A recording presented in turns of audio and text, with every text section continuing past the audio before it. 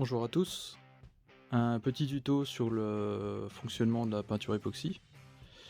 Alors, ce qu'il vous faudra, donc, le pistolet, celui-ci, il a déjà été réparé. C'est un plastique de mauvaise qualité, par contre il fonctionne très bien. Ça commence à faire un petit moment que je l'ai, je suis en cours de restauration sur une moto. Ça se passe bien pour le moment, il fonctionne très bien. Ça se vend sur les sites comme AliExpress, j'ai payé ça à peu près 130 €. Il vous livre avec 2 godets. C'est bien quand vous utilisez plusieurs peintures différentes. Moi j'ai du noir, un effet chrome et puis un doré. Du coup j'ai racheté 2 godets et ils vendent 20 € le lot de 2. Ensuite, ça c'est ma pièce à repeindre. Alors faut savoir qu'avant de la repeindre, il faudra qu'elle soit décapée entièrement, plus de peinture, plus de rouille, et qu'elle soit dégraissée. Donc idéalement si vous avez une cabine de sablage, c'est l'idéal. Pour les zones qui n'ont pas besoin d'être peintes, comme les trous de vis, pour un trou de vis vous pouvez mettre juste un bout de papier, ce sera largement suffisant. Par contre si jamais vous avez des plans de joint, comme sur des carters, il y a ce type de scotch qui se vend sur Amazon, donc c'est un scotch antistatique. Ça se vend en lot de 3-4 rouleaux, je sais plus mais c'est pas très cher, je crois que ça vaut 8-10 € lot de 3-4 rouleaux. Ça résiste en fait jusqu'à 300 degrés pendant une demi-heure, à savoir qu'on monte jusqu'à 180 degrés pendant seulement 10 minutes dans le four, donc voilà. Le scotch, en fait, il faudra vous découper un petit carton parce qu'il y a énormément de poudre qui vole. Et puis, si vous voulez faire des économies, si vous avez un carton, vous le plastifiez en fait avec du scotch et avec un pinceau propre, une petite brosse, vous pouvez récupérer en fait l'excédent qui a volé et vous le remettez dans votre godet et puis voilà. Pour fixer vos pièces, donc une grille de four. Donc ça c'est une grille que j'ai récupérée sur un ancien four et j'ai même un vieux four que j'ai récupéré qui partait à la déchetterie. Des gens qui ont remplacé le four de leur cuisine en fait, qui ont changé de cuisine, je sais plus, enfin bref. Et qui fonctionnait encore, donc je l'ai nettoyé vite fait, et puis du coup la grille elle me sert uniquement à ça. Et le principe c'est vu que la peinture c'est une poudre qui fonctionne avec un pistolet électrostatique, donc il y a le câble de masse qui part et puis qui va donc sur la grille. La pédale donc pour activer le système. Et puis du coup, les pièces, faut forcément que ce soit des pièces métalliques et qu'elles soient fixées également avec un élément conducteur, donc un fil de fer. Donc il vous faudra un peu de fil de fer et puis une pince coupante. Et pour dégraisser, j'ai oublié, idéalement pour pas vous embêter, nettoyer en frein, ça sèche très vite, ça dégraisse très bien, et puis voilà. On passe à la suite.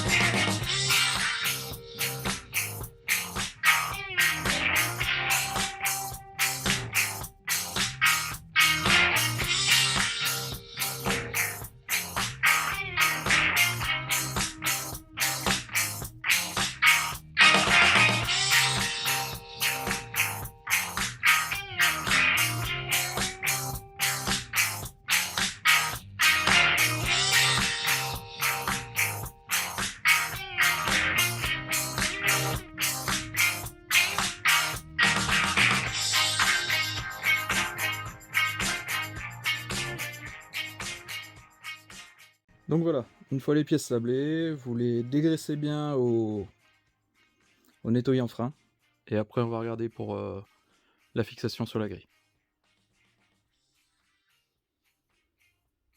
Donc pour fonctionner, le pistolet il a besoin d'air comprimé, donc là ils disent de le régler entre 0,7 et 1 bar je crois maximum.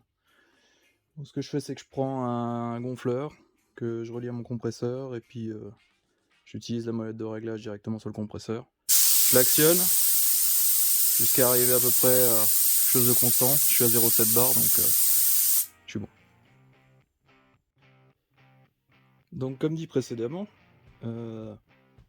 j'ai appliqué le ruban antistatique sur les parties que je ne voulais pas peindre, donc les filets principalement.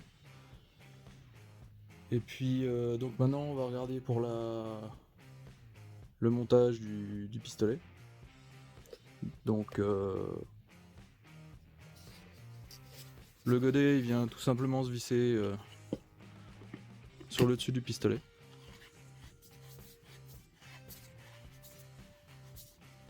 Voilà. Et il est étanche avec un joint.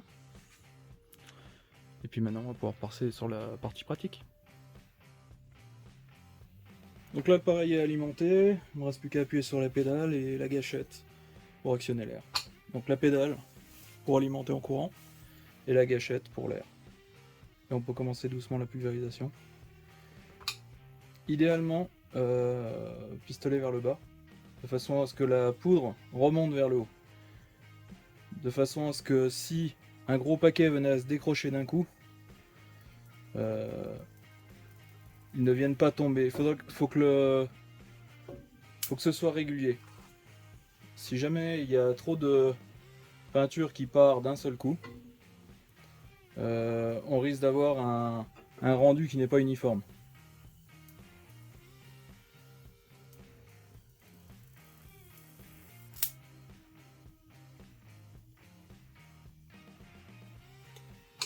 Alors surtout si vous prenez envie de manipuler les pièces, coupez l'appareil avant.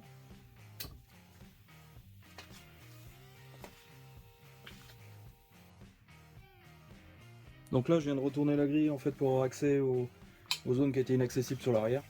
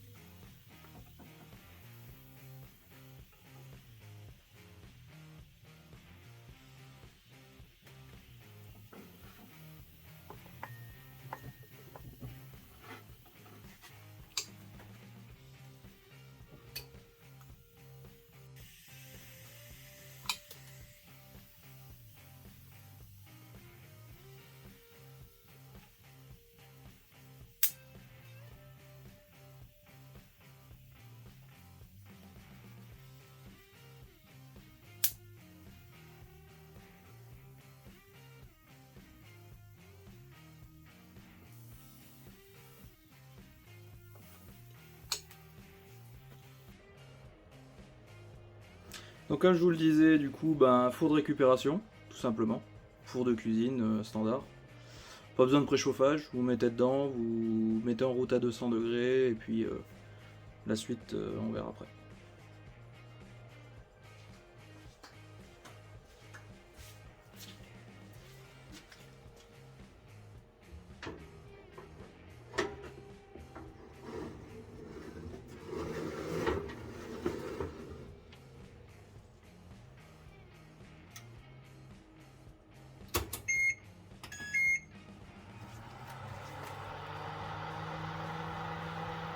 Après, le mieux c'est de surveiller parce qu'ils disent 10 minutes.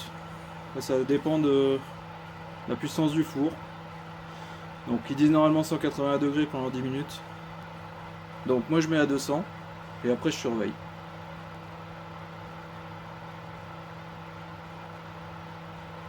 Vous regardez l'état de surface, vous regardez le rendu.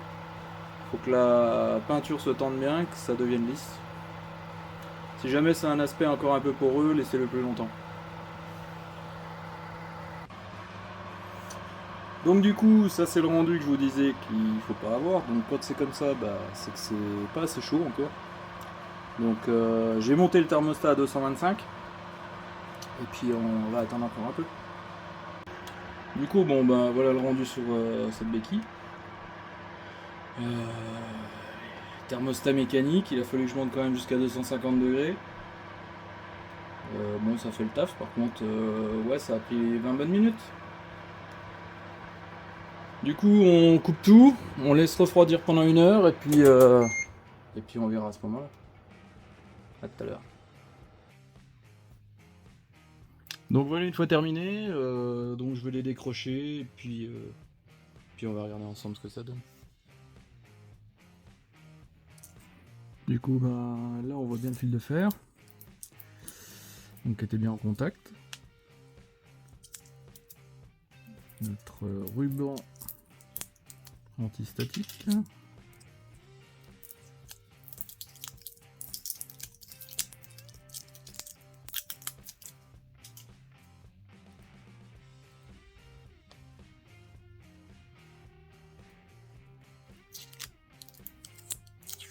Voilà. Là on voit qu'il a bien joué son rôle. Là il y a vraiment de la peinture et là vous pouvez gratter. Hein. Là c'est le rendu. Ouais, il est top quoi. Je rassemble tout et on se retrouve après.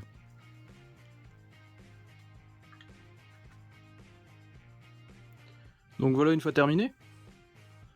Donc bon, bah, moi, le rendu il me va bien. Puis comme je vous dis, là vous pouvez gratter. Hein. C'est super résistant, super costaud, c'est propre, c'est. Enfin, puis dans le temps, c'est ce qui tient le mieux quoi. On va se quitter. Je vais vous mettre quelques photos de mes réalisations précédentes. À savoir, c'est une béquille d'un CB900F bol d'or qui est en cours de restauration chez moi. Voilà. J'ai fait quelques petites choses. Je vais vous montrer en même temps. J'ai un époxy chrome. Enfin, c'est un effet chrome. Pour ce qui est de la poudre d'époxy, bah, je me fournis essentiellement sur eBay. Alors avant, il y avait des revendeurs anglais. Le problème, c'est que les revendeurs anglais, maintenant, entre les frais de douane et les frais de port, c'est quasiment aussi cher qu'en fourniture. Je crois que je suis à 30 livres, 30 livres le kilo en noir. Et il y a à peu près 30 livres de frais de douane et de frais de port. Donc j'ai retrouvé un ou deux revendeurs italiens. Donc voilà.